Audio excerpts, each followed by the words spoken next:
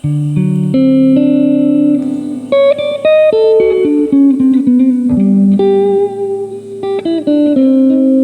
it's Paul. In this clip I want to look at reactive lymph nodes in the context, in this case, of a 43-year-old female who had an enlarged right neck node and a history of breast cancer.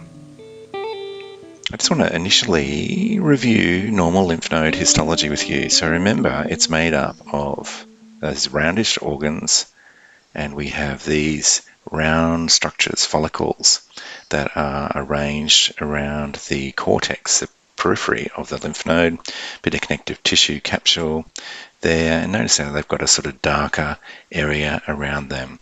And these are the cell types that are normally found in these areas. Just cruising around the outside the cortex, and you can see there's quite a lot of those rounded follicular structures. Now they expand when the nodes get reactive, and tracking down now into the medulla, the center of the lymph node, through the sinusoids there, and we have different cells arranged here. So plasma cells tend to concentrate in this area along with macrophages. And this is normal FNA cytology. Just that blown up stuff is just dead nuclei that have been crushed.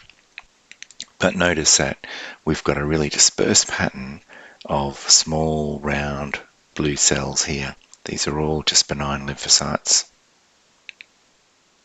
On a bit of high power, again, you can see those blown out nuclei, but then in the background are larger, immature lymphocytes.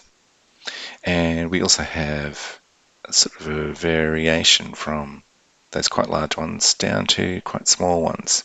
So these mature lymphocytes are small in size, and they're predominant population here. So they're probably about 80% or so of the population.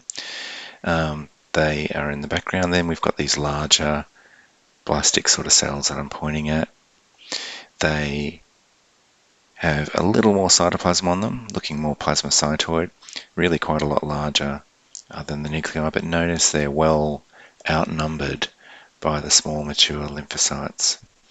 And also notice that there is really gradation in size from those small, dark, mature lymphocytes through to medium-sized ones, and then on to larger ones as well.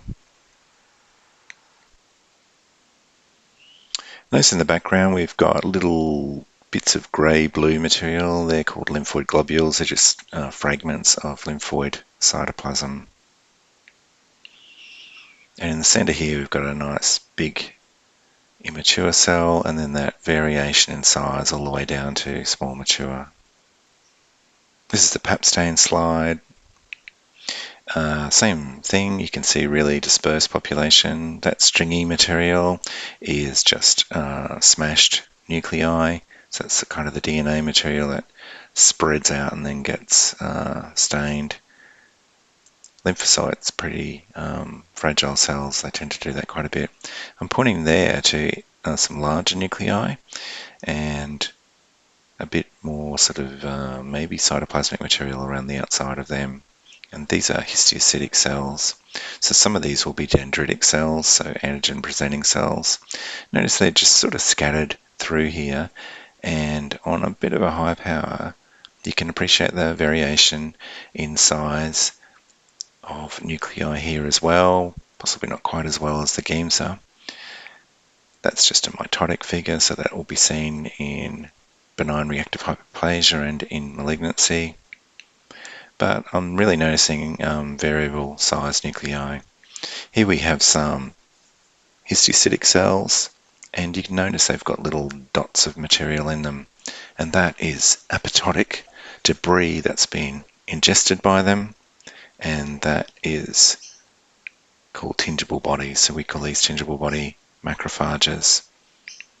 They're seen in reactive, also occasionally in malignant nodes as well. But they're, I guess, a reassuring finding in this setting. We have quite varied nuclei, but the predominant size of nuclei here are very small, mature ones. Just some more histiocytic cells there again. So in summary, what we see in a reactive lymph node are dispersed lymphocytes and histiocytes. They vary in size, but most of them, say 70% or so, are small mature lymphocytes. All of the cells, being lymphoid, have a high NC ratio, and just that, very characteristic little crescent room cytoplasm. Important to identify that to rule out, say, a neuroendocrine metastasis. Chromatin in lymphoid cells is a bit distinctive. Some people describe it as kind of chunky or blocky. You will see variable prominence of nucleoli. Tingible body macrophages are often seen. And in the context of this case, very important to notice there were no cohesive groups of cells or nuclear atypia that might have suggested a metastasis from the patient's previous breast cancer. So also note that we didn't have really a uniform population of enlarged lymphoid cells that might suggest a lymphoproliferative disorder, but nonetheless we would always perform flow cytometry on the needle washout in order to confirm that there was not a monoclonal population of lymphoid cells present.